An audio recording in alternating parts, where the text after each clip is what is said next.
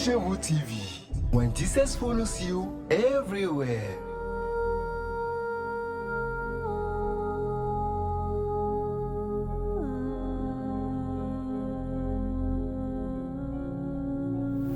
Shalom, shalom, bienvenue dans le Seigneur. J'espère que vous allez excellemment bien, que le Seigneur vous bénisse et vous fortifie. Merci également d'être câblé encore sur notre chaîne préférée de Christ et Shewu TV à cette émission que nous appelons l'émission de l'heure de la prédication. Et le thème de ce matin, c'est qu'une tempête sera apaisée dans ta vie au nom de Jésus. La tempête de ta vie sera apaisée au nom de Jésus. Amen. Alors, rapidement, nous allons prendre le livre et lire quelque chose dans le livre de Marc, chapitre 4, à partir du verset 35. Ce même jour, sur le soir, Jésus leur dit, passons à l'autre bord. Amen. Passons à l'autre bord. Bien aimé, la Bible dit que le jour-là, le Seigneur Jésus a dit, passons à l'autre bord. La Bible nous a enseigné dans le livre de Jérémie, chapitre 29, que les projets que l'Éternel a pour nous sont des projets de bonheur, des projets de paix. Alléluia. Ce ne sont pas des projets de malheur, ce sont des projets de bonheur. Mais le problème, c'est quoi? Lorsque nous vérifions les projets de bonheur de l'Éternel, il y a énormément de bonnes choses que le Seigneur a prévues pour nous. Mais sur la route qui mène au bonheur, nous ignorons qu'il y a des vents contraires. Sur la route qui mène au bonheur, nous ignorons que nous traversons des vallées d'ombre de la mort. Nous ignorons qu'il y a beaucoup de complications, beaucoup de vicissitudes qui se manifestent. Alors, généralement, la plupart des gens ont quoi? Ils ont un problème. Lorsque les difficultés commencent à apparaître, qu'est-ce que les gens font? Les gens ont tendance à reculer. Les gens ont tendance à abandonner la voie. Les gens ont tendance à quitter la voie. Qu'est-ce que le Seigneur dit? Il dit, passons à l'autre bord. Passons à l'autre bord. Vous savez, votre vie, vous êtes destiné à aller à un autre niveau. C'est pas dans Agé, la Bible dit quoi? La gloire de la dernière maison sera plus grande que celle de la première maison. Et effectivement, lorsque nous quittons un niveau, nous n'allons pas à un niveau inférieur, mais nous allons à un niveau supérieur. Parce que le Seigneur nous a promis que nous irons de gloire en gloire. Si je quitte la gloire A, je dois aller à la gloire B.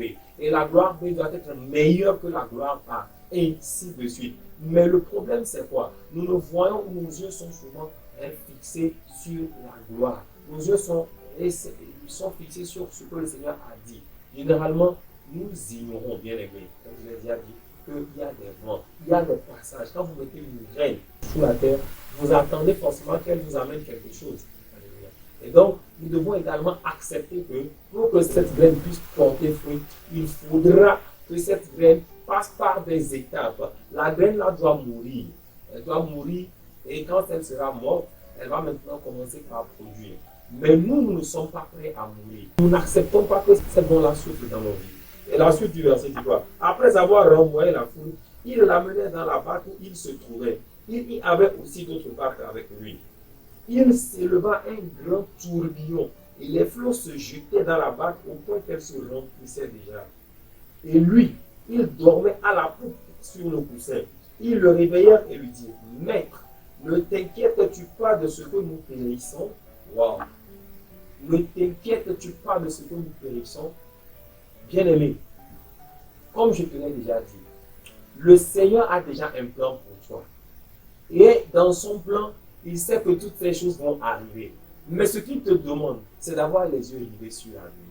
C'est d'avoir les yeux rivés sur le point d'arriver. Jésus-Christ, quand il était venu, il savait qu'il était venu pour sauver l'humanité. L'objectif, la vision, c'était que l'humanité soit sauvée. Le moyen par lequel l'humanité devra être sauvée, c'était qu'il meure, c'était qu'il verse son sang, c'était qu'il meure pour nous, pour pécheurs que nous étions. Alléluia. Alors, le moyen, en fait, pour que tu puisses atteindre ta gloire, c'est ces vents-là qui soufflent dans ta vie. Le moyen pour que tu puisses atteindre ta gloire, c'est ces tourbillons-là qui viennent. Le moyen, c'est ça, bien-aimé. C'est ça le moyen, en fait. Et ces choses-là contribuent à ce que tu comprennes que tu es normalement sur la bonne voie. Ces choses-là contribuent à ce que tu comprennes que la tempête-là, il y a quelqu'un qui est plus grand que cette tempête. Tu dois comprendre, lorsque les ennemis surgissent de nulle part, lorsque les tentations viennent de gauche à droite, lorsque les essais peut-être sont répétés, tu dois également comprendre qu'il y a quelqu'un qui ne veut pas que tu ailles à destination, que tu arrives à destination parce que tu es sur la bonne voie. tu serais sur la mauvaise voie, peut-être que tu n'allais pas rencontrer ce genre de choses. Mais parce que tu t'es élevé sur la bonne voie, alors l'ennemi va combattre. L'ennemi va te combattre. Pourquoi? Parce que tu es appelé à rayonner. Tu es appelé à briller.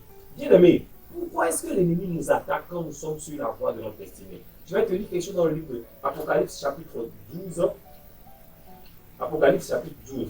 Okay? Au verset 13. Voici, il dit, quand le dragon vit qu'il avait été précipité sur la terre, il poursuivit la femme qui avait enfanté l'enfant mâle.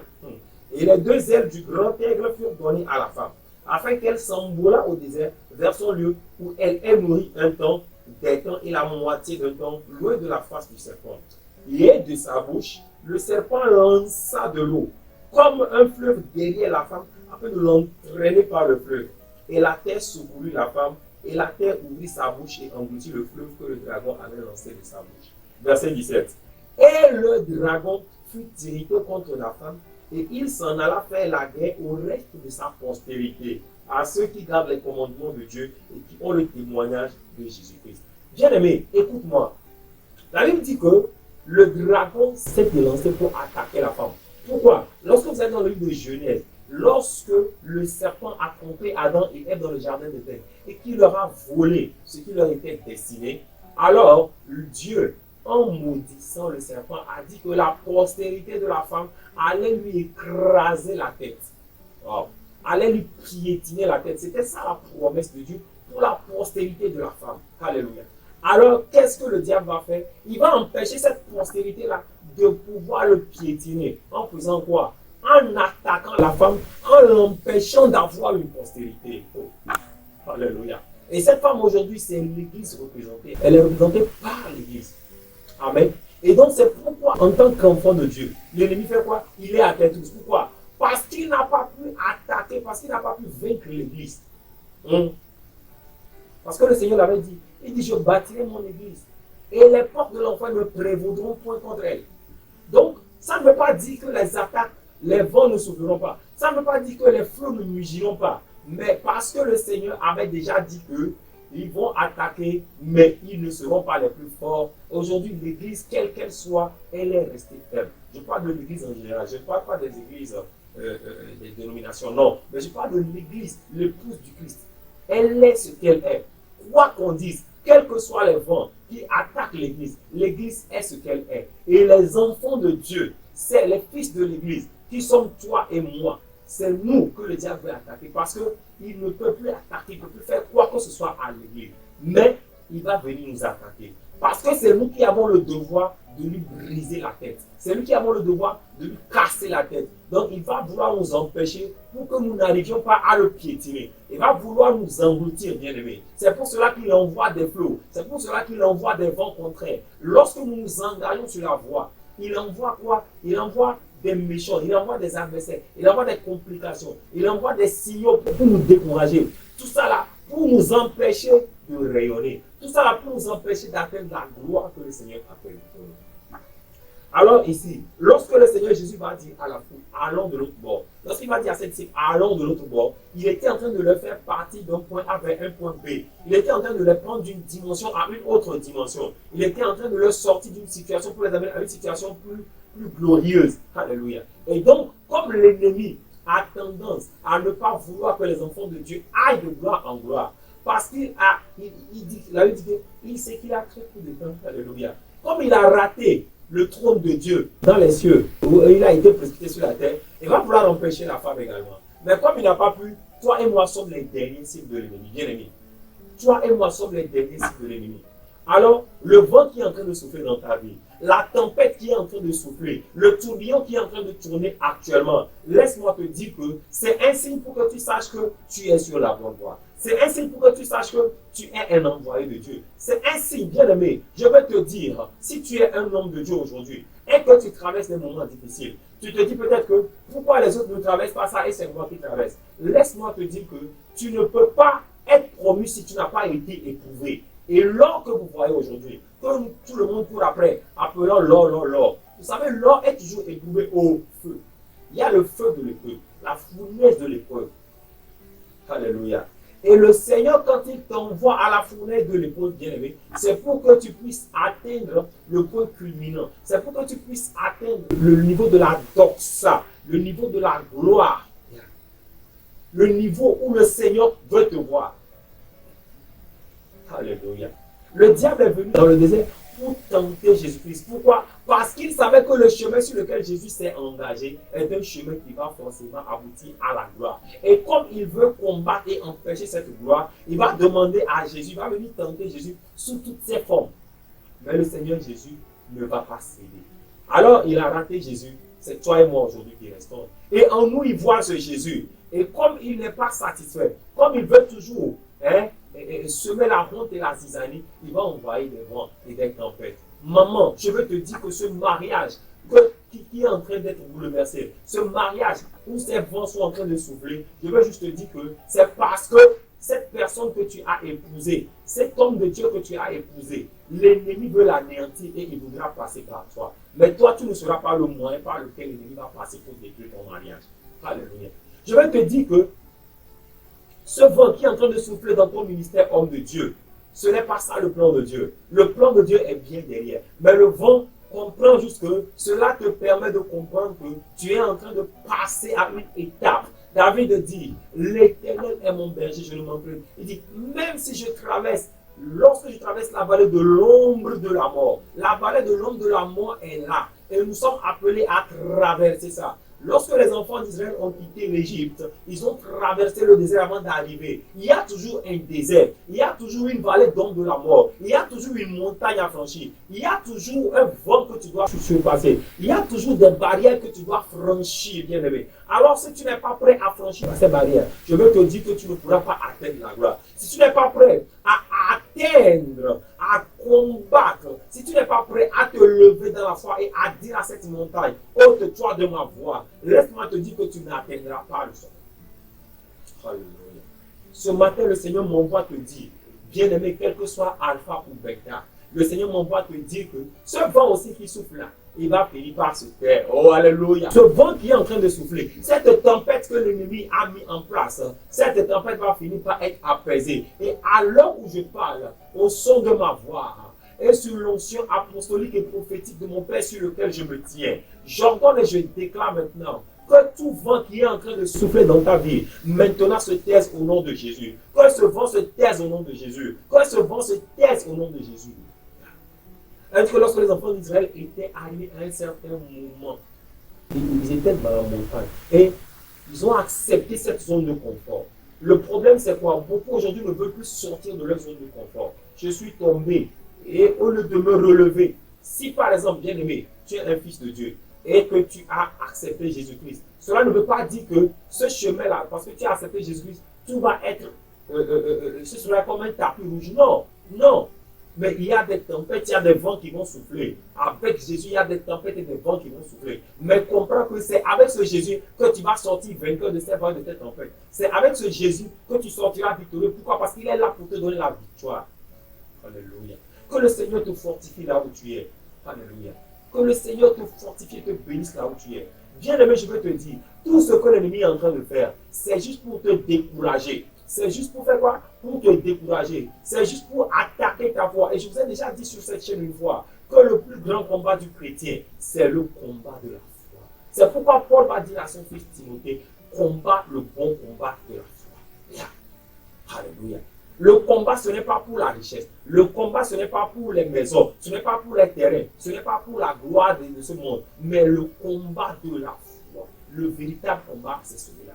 Parce que les vents contraires qui viennent veulent te faire comprendre que toi, tu n'es pas digne. C'est des messages que le diable est en train de t'annoncer. Comme Gédéon. Alléluia. Quand il vient attaquer ta foi, quand il envoie des vents contraires, vous voyez, regardez, verset 38, et lui, il dormait à la poupe sur le coussin. Il le réveillait et lui dit, maître, ne t'inquiètes-tu pas de ce que nous périssons? Est-ce qu'ils ont péri? Ils n'ont pas péri. Alléluia. Mais la peur leur a fait, la peur les a amenés à dire qu'ils sont en train de périr. Et c'est ça en fait malheureusement ce que beaucoup de chrétiens font aujourd'hui. Lorsque certains vents contraires commencent par souffler, lorsque certaines difficultés, nous faisons face à certaines difficultés, nous pensons que c'est fini pour vous, pour nous. Non, ce n'est pas encore fini. C'est maintenant que le Seigneur va passer pour manifester sa gloire. C'est comme ça que le Seigneur veut manifester. Et c'est le moyen par lequel Dieu encore voudrait dire à ses enfants, je suis avec vous. Jésus avait dit que Jésus dormait. Alléluia. Et ils ont bien fait de réveiller. Beaucoup dans la vie de beaucoup de personnes aujourd'hui, Jésus est en train de dormir. Alléluia. Dans la vie de beaucoup de personnes, Jésus est en train de dormir. C'est moi qui vous dis. L'esprit est en train de dormir. Pourquoi? Parce qu'il n'est pas sollicité. Parce qu'il n'est pas sollicité. À partir du moment où Jésus est quelque part et que tu ne le sollicites pas, il va finir par s'endormir. Et quand il va finir par s'endormir, bien-aimé, tu vas croire qu'il n'est plus dans ta vie. Le Seigneur est dans ta vie. À partir du moment où tu le confesses comme Seigneur et Sauveur, Jésus-Christ reste entièrement dans ta vie. C'est lui l'Emmanuel. L'Éternel est avec vous. Alléluia. Mais lorsque nous traversons des moments, nous ignorons qu'il est là. Nous croyons qu'il est parti. Quand le Seigneur Jésus peut dormir dans nos vies, c'est parce que nous ne lui avons pas fait cas de notre situation. Alors, ça va sembler comme si Dieu est là dans ma vie, mais je traverse des moments difficiles. Oui, bien aimé. Dieu peut être là dans ta vie, mais tu vas traverser des moments difficiles. Mais ce même Dieu attend que tu l'appelles et il viendra. Parce qu'il ne va pas réagir quand toi, tu ne veux pas. Alléluia. Alors quand les disciples ont compris qu'il fallait réveiller le maître, alors qu'est-ce qui s'est passé? Le maître s'est levé et il a fait quoi? Et il a apaisé la situation. Je vois une situation être apaisée dans ta vie ce matin. Oh, je vois une situation être apaisée dans ta vie ce matin.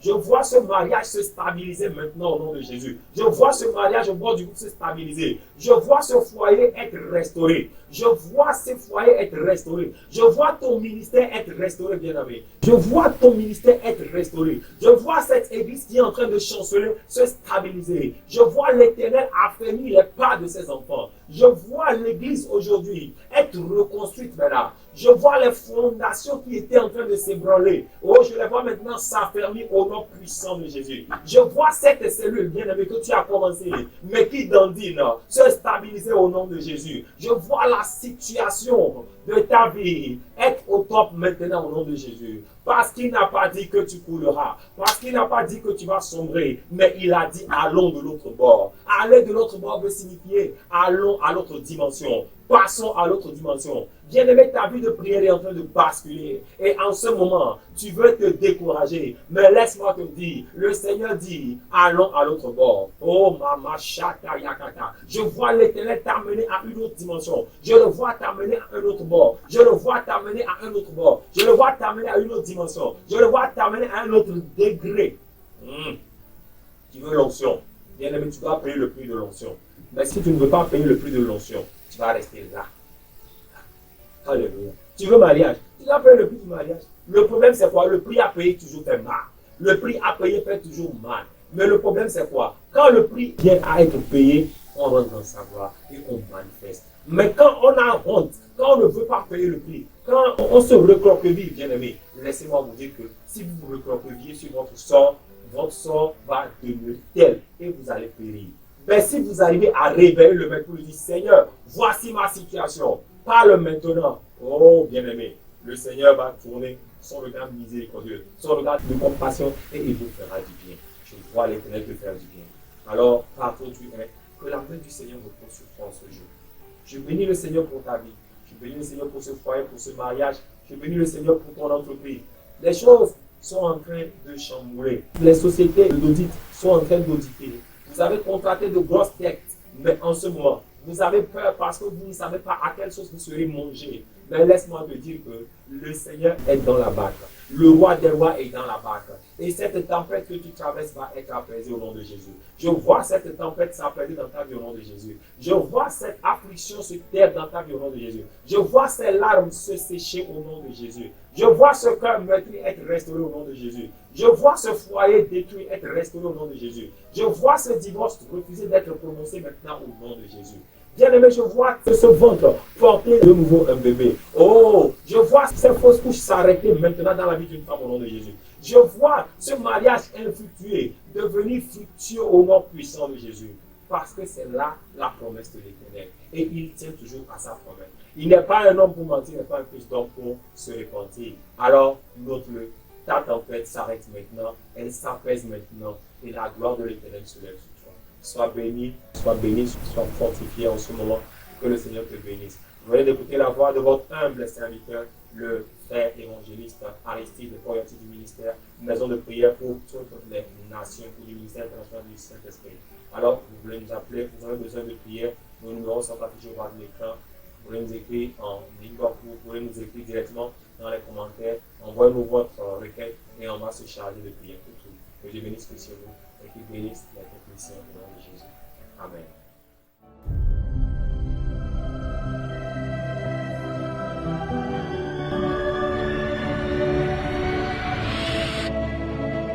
Christ Chez vous TV. When Jesus follows you everywhere.